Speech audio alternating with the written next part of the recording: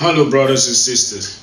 Today we're going to talk about how to build in Ghana with a little money now. Welcome to Mr. Cash Flow's world. Today's video is all about building in Ghana with a small money. We all know anything you want to do in this world, it comes with money.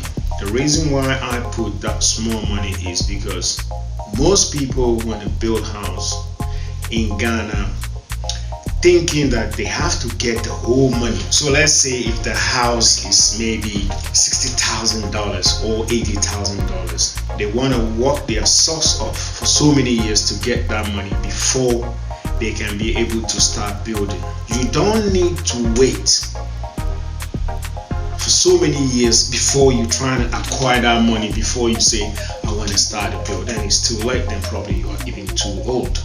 That's why I put it down to you can build it now. What you do is, if a house is gonna cost you $80,000, $60,000, you can start it now, regardless of what job you're doing, and you will get there. As I always say, I'm a living proof. Now, you got your land, all your paperwork is done, and then this is you, Mr. Akwesi, you want to build a house in Ghana. Very simple. The little bit money you get, if it's 4,000, 5,000, you want to start with. You get your foundation. You got the guy who is coming to build for you, which is the contractor. You say, look, this is me, Mr. Cashflow. I don't have that amount of money now, but honestly, I want to build. They dig the foundation for you with a little bit money you get. They cast the foundation from the ground to the top.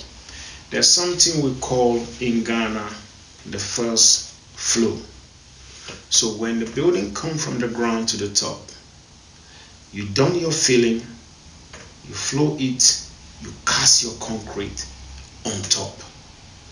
But one thing you gotta understand is, when you are doing that, as you don't have much money, you dare not buy too much iron rod. So the iron rod, which is going to take the building from the ground to the top. Now the iron rod, don't let it be like it's going to be too long hanging, whereby you haven't finished your building. No. So the iron rod just probably come out like 3 feet, and you leave it like that. So when you leave it like that, then you go back to whatever you are doing, what job you are doing, you leave it. Nothing is going to happen to it. Rainfall, no problem. You still get your foundation as it is. You wait maybe like 6 months, and then you get a bit of money again. Then you call your contractor. Please, Mr. James, Charlie, I have another 5,000 here. What can we do? And then this Mr. James again will come. We're going to buy gravels, we're going to buy 2 trips of sand, we take it from there again. There now, you're going to raise it up a little bit. In 6 months time, only 8 months time, when you have a little bit money, $4,000 or $5,000, you come back and say, you know what, Mr. James, Charlie, let's start to do something again. You start to lay your blocks on top of the foundation, and those space that you keep for the iron rod, now you can buy an iron rod. The steel bender is going to put the iron rod in place. Now when you start the block works, as you are heading towards to the lintel level, the lintel level is where the windows start. Those are the lintel level. So now you buy your iron rod. Now they cast the concrete in between the blocks. Now you reach your lintel level, which is the window. Now if you reach that level and your £4,000, £5,000 or dollars is finished, you stop it there. But what you have to do is, don't leave the iron rod exposed, because you can't leave iron rod exposed. No, you can't leave them long time. If it's 6 months, it's all right. Maximum a year. But don't leave your iron rod exposed for 2, 3, 4, 5 years, because what happened then is, when you're going to continue the building, the iron rods will be weaker. So if you build, that iron rod can make the building collapse in the future. So never leave the iron rod exposed. That's why I say from the beginning of the video is when you do the flow, let the iron rod just come out a little bit like 3 feet, so that when you're coming to continue the building, then you can be able to buy new iron rod and start it from where the 3 feet is. Even you have to go into the 3 feet so that the building will always get stronger when you are going up. Because the iron rod is your building. A building without no good iron rod, the building will collapse in the future. When you reach that lintel level, which is the window level, the windows always get an iron rod in between the top. So when you reach that window level, then there's going to be iron rod all over the window level. And there again, you have to cast concrete all over again, so that the irons are now in the concrete. Now, then if you want to continue the building like a 2-story building, don't let the iron rod expose. As I said, stop it there again. Leave it as it is.